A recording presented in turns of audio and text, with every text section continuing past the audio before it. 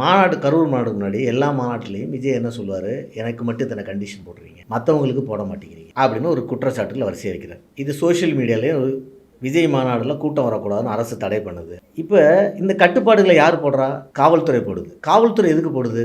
கூட்டத்தை கண்ட்ரோல் செய்து அங்கே எதுவும் அசம்பதாரம் நடக்காமல் வர்றவங்க, அவங்க வாக்காளர்களாக இருக்கட்டும், ரசிகர்களாக இருக்கட்டும், பார்வையாளர்களாக இருக்கட்டும், யாராக இருந்தாலும் நிம்மதியாக வீடு போய் சேரணும், அதில் ஒரு லா அண்ட் ஆர்டர் இஷ்யூ இருக்கக்கூடாது. அதுக்காக காவல்துறை. ஆனால் காவல்துறை போடுகிற கட்டுப்பாடுகளை அவங்க எப்படி போடுறாங்க?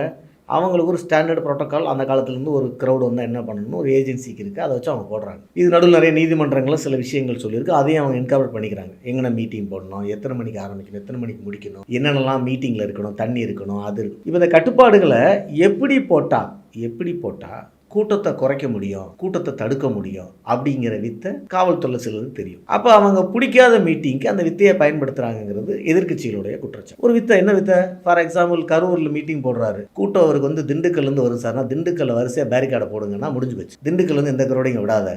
இல்லை அவர் 7 மணிக்கு வராரா, திண்டுக்கல்லே அவனை 7 மணிக்கு நிறுத்திடு, 9 மணிக்கு அவர் கிளம்புன அப்புறம் திண்டுக்கல்லேருந்து க்ரௌடை ரிலீஸ் பண்ணு. காவல்துறை பல இடங்கள் அதை பண்ணுறாங்க அப்படின்னு அவங்க எதிர்க்கட்சிகள் குற்றம் சாட்டுறாங்க. என்ன ஆயிடுது? காவல்துறை கட்டுப்பாடு அரசியல் ரீதியான கட்டுப்பாடாக மாறுகிறது. லா அண்ட் ஆர்டர் கட்டுப்பாடு இல்லாமல், மக்கள் நலன்கிற கட்டுப்பாடு இல்லாமல் அரசியல் ரீதியாக கட்டுப்பாடு இருக்கோன்னு இவங்க போகிறாங்க. அதனால தான் நீங்கள் இவங்க விஜய் கட்சியில் இருக்க சில பேர்லாம் நீங்கள் போலீஸு சும்மா கேஷுவலாக எடுத்து பேசுகிற ஒரு விஷயங்களை பார்க்குறோம். என்ன அர்த்தம்? நீ திமுக போலீஸு அப்படின்னு பார்க்குறாங்க. அப்போ அவங்க மனசில் அந்தமாரி ஒரு ஸ்டேஷன் வந்துருச்சு. இது சரியாக தப்பாங்கிற விவாதத்துக்குள்ள நான் வரல, ரைட்டா?